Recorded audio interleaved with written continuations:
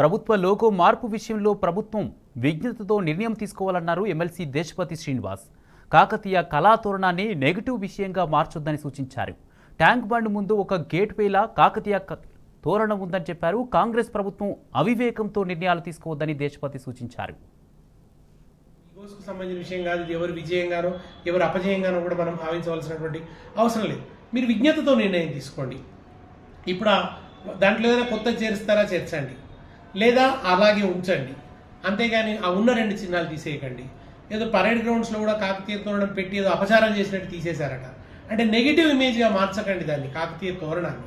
అసలు నిజానికి వరంగల్ ముఖద్వారంగా కాకతీయ తోరణాన్ని నిర్మించింది కాంగ్రెస్ పార్టీ. ఇదివరకు కలెక్టరేట్ ముందట, వరంగల్ కలెక్టరేట్ ముందట కాకతీయ తోరణాన్ని నిర్మించింది కాంగ్రెస్ పార్టీ. ఇవాళకి మన ట్యాంక్ బండ్ ముందు మనకు ఒక ఆర్చ్ లాగా ఉన్నదేమిటి, గేట్వే లాగా ఉన్నదేమిటి, కాకతీయ తోరణమే కదా. మరి వీటన్నిటి కూల్చేస్తారా? అది నెగిటివ్ ఇమేజ్ అని భావిస్తారా? ఇది చాలా అవివేకపు చర్య, అసంగతమైనటువంటి చర్య. ఇప్పటికే విజ్ఞులైన వాళ్ళు ఆంధ్రజ్యోతిలో కె శ్రీనివాస్ గారు వ్యాసం రాసి చెప్పారు, చిహ్నాలు తీసేయకండి అని చెప్పారు. అట్లాగే అంపశయ్య నవీన్ గారు వరంగల్ నుంచి స్టేట్మెంట్ ఇచ్చారు.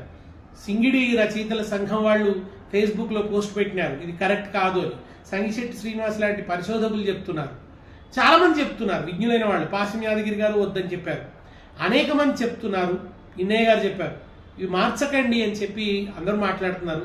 కనుక తెలంగాణ సమాజం మిమ్మల్ని కోరుతున్నది ఈ ప్రయత్నాన్ని మానుకోమని. ఈ ప్రభుత్వం మానుకుంటుందని ఆశిస్తున్నాను. ఇది ఈగోస్కు సంబంధించిన విషయం కాదు, దీన్ని ఈగోస్ ప్రకారం చూడొద్దు.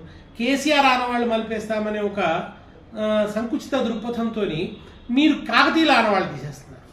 ఇది చాలా తప్పు. ఇది కాకతీయ తోరణం ఏమి కేసీఆర్ నిర్మించలేదు కదండి, చారిత్రకమైనటువంటి గుర్తుగా ఆయన దాన్ని దాంట్లో పొందుపరిచారు. అది కూడా కేసీఆర్ ఒంటెత్తుపోకడతో తీసుకున్న నిర్ణయం కాదు. అంతకుముందు ఫేస్బుక్లో పాపులర్ అయింది, ప్రజల నుంచి వచ్చిన ప్రతిపాదన ఈ రకంగా లోగో ఉండాలని చెప్పి.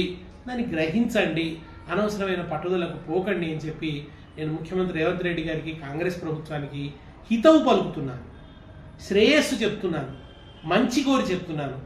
అర్థం చేసుకోండి.